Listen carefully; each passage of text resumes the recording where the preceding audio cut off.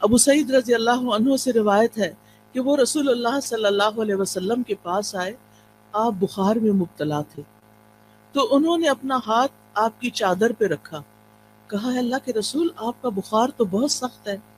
آپ نے فرمایا بے شک ہمارا حال اسی طرح ہوتا ہے، ہم پر آزمائش زیادہ سخت ہوتی ہے اور ہمارا اجر بھی زیادہ ہوتا ہے، یعنی جس کی آزمائش بڑھی اس کا اجر بھی بڑھا، جس کی تکلیف زیادہ اس کا ثواب بھی زیادہ۔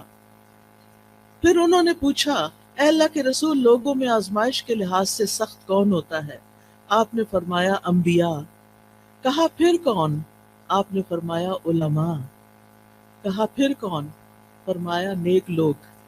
اب ہونا تو یہ چاہیے تھا کہ جو نیک لوگ ہوں، یا عام طور پر لوگ یہی سمجھتے ہیں کہ اگر ہم نیک کام کر رہے ہیں، عبادت کر رہے ہیں، تو پھر ہماری زندگی میں تو کوئی مشکل نہیں ہونی چاہیے۔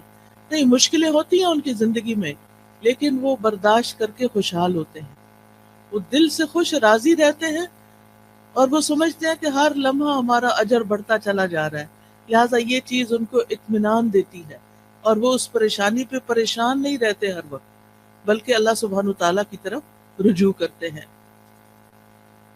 نبی صلی اللہ علیہ وسلم نے یہ بھی فرمایا کہ ان کو یعنی نیک لوگوں کو بعض اوقات ایسی تکلیفیں آتی ہیں، کچھ لوگ آزمائش پر بھی خوش ہوتے ہیں بنسبت اس شخص کے جو کچھ دیے جانے پر خوش ہوتا ہے۔ یعنی عام لوگوں کا حال کیا ہوتا ہے کہ جب ان کو کچھ دیا جاتا ہے تو وہ خوش ہوتے ہیں، لیکن انبیاء اور نیک لوگ جب ان پر کوئی تکلیف آتی ہے تو خوش ہوتے ہیں، وہ سوچتے ہیں کہ ہمارے رب نے اس کام کے لیے چنا۔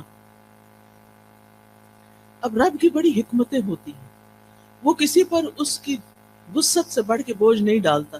لا یکلف اللہ نفسا الا وسعها، اللہ کسی جان پر اس کی ہمت وسعت سے بڑھ کے بوجھ نہیں ڈالتا۔ لہا ما کسبت وعلیہا ما اکتسبت، مومن یہی دعا کرتا رہتا ہے ربنا لا تؤاخذنا ان نسینا او اخطانا ربنا ولا تحمل علینا کما حملته علی الذین من قبلنا ربنا ولا تحملنا ما لا طاقت لنا به۔ یعنی جب ان کو تکلیف آتی ہے تو وہ سوچتے ہیں کہ اگر یہ تکلیف ہمارے گناہوں کی وجہ سے ہے تو کہ دعائیں کرتے ہیں یا اللہ تو ہمیں پکڑنا، ہمیں نہ پکڑنا، اگر ہم بھول گئے یا ہم نے کوئی غلطی کر لی ہے تو اس پر ہماری پکڑ نہ کر، اللہ ہم پہ وہ بوجھ نہ ڈال جو ہم سے پہلے لوگوں پہ ڈالے گئے، اللہ ہمیں وہ بوجھ نہ اٹھوا جس کے اٹھانے کی ہم میں طاقت نہیں، جس کی ہم ہمت نہیں رکھتے، یا اللہ اس تکلیف کو اتنا نہ بڑھا دینا کہ ہم اسے برداشت نہ کر سکیں۔ لہٰذا وہ اللہ تعالیٰ کی طرف رجوع کرتے رہتے ہیں اور کہتے ہیں وَلَا تُحَمِّلْنَا مَا لَا طَاقَةَ لَنَا بِهِ وَاعْفُ عَنَّا، ہمیں معاف کر دیجئے، وَاغْفِرْ لَنَا، ہمیں بخش دیجئے، وَارْحَمْنَا، ہم پہ رحم فرمائیے، یا حی یا قیوم برحمتک استغیث۔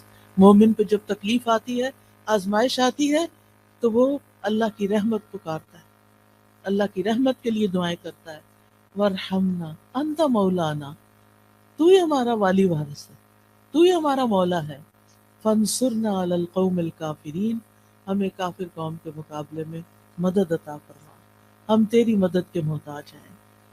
اور اس میں آپ دیکھیے کہ اس قوم میں سب سے پہلے تو ابلیس آتا ہے، شیطان آتا ہے، جو وسوسے ڈال ڈال کے اللہ سے بدگمان کرتا ہے، تو یا اللہ ہمیں اس کے مقابلے میں طاقتور کر دے، تو ہماری مدد فرما، ہم پر رحم فرما۔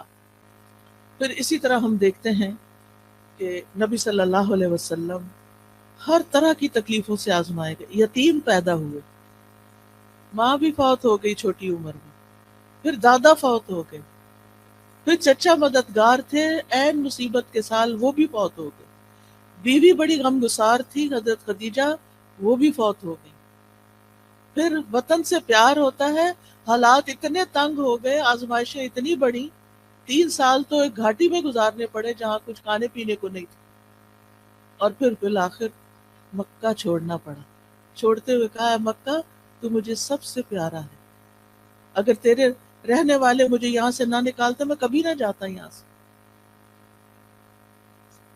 پھر ایک نئی جگہ پر گئے، وہاں جا کر جنگیں مسلط ہوگی، ایک کے بعد ایک سال جنگ آ رہی ہے، جان مال ہر چیز کو خطرہ، خوف، پریشانی، بیماری، کون سی تکلیف تھی جو رسول اللہ صلی اللہ علیہ وسلم پر نہیں آئی؟ پھر آپ کے بیٹے بھی فوت ہو گئے، پھر حضرت ابراہیم جو چھوٹے تھے وہ پیدا ہوئے ماریہ قبطیہ سے، اور ان کی وفات پر آپ رو دیے، آپ کی آنکھوں سے آنسو گر رہے تھے۔ صحابہ بڑے حیران ہوئے کہ آپ بھی روتے ہیں۔ آپ نے فرمایا ان العین تدمع والقلب والقلب يحزن ولا نقول الا ما يرضى ربنا وانا بفراقك یا ابراہیم لمحزونون۔ آنکھیں روتی ہیں، دل غمگین ہوتا ہے، اور ہم وہی بات کہتے ہیں جس سے ہمارا رب راضی ہوتا ہے۔ دل میں غم ہے، آنکھوں میں آنسو ہیں، یہ منع نہیں ہے، یہ ہوگا، لیکن زبان سے کوئی ایسی بات نہیں نکالیں گے جو رب کو ناراض کرے۔ اور اے ابراہیم، تیری جدائی سے ہم بڑے غمگین ہیں، یہ تو ہمیں چھوڑ گیا ہے، ہمیں غم ہے۔ سوال یہ پیدا ہوتا ہے کہ یہ تکلیفیں آتی کیوں ہیں؟ کیا مقصد ہے ان کا؟ تو سب سے پہلی بات تو یہ کہ اللہ تعالی ہمارا امتحان لیتے ہیں۔ امتحان میں جو کامیاب ہو جاتا ہے اس کے درجے بلند ہو جاتے ہیں، اور جو فیل ہو جاتا ہے وہ نیچے چلا جاتا ہے۔ تو یہ انسان کو بلند درجے دینے کے لیے آتی ہیں۔ حدیث میں آتا ہے بے شک بندے کے لیے جب اللہ سبحانہ تعالیٰ کے ہاں ایک مقام مرتبہ مقدر ہو چکا ہوتا ہے، یعنی اس کو وہ بلند مقام دینا ہے، لیکن وہ بندہ اپنے اعمال کی بنا پر اس تک نہیں پہنچ سکتا، یعنی عمل اس کے کم ہے، درجہ اللہ کے ہاں بڑا لکھا ہوا ہے کہ اس کو یہاں تک پہنچنا ہے، تو اللہ تعالیٰ اسے اس کے اپنے جسم میں یا مال میں یا اولاد کی آزمائش میں ڈال دیتا ہے، کیونکہ اللہ نے اس کو بلند درجہ دینا ہوتا ہے۔ اب انسان سوچتا ہے کہ اور لوگ تو مزے سے جی رہے ہیں، ان کو تو کوئی تکلیف نہیں، وہ تو آرام سے چل لیتے ہیں، مجھے ہی کیوں تکلیف ہے؟ سب کی اولاد اتنی صحت مند ہے، میرا بچہ کیوں بیمار ہے؟ سب کے شوہر اتنے اچھے سلوک کرتے ہیں، میرا شوہر مجھے کیوں نہیں پوچھتا؟ یہ دراصل آپ کا امتحان ہے۔ آپ اس تکلیف سے گزر رہی ہیں، یہ اللہ سبحانہ وتعالیٰ کے ہاں آپ کے درجے بلند کر رہی ہے اگر آپ صبر کر رہے ہیں۔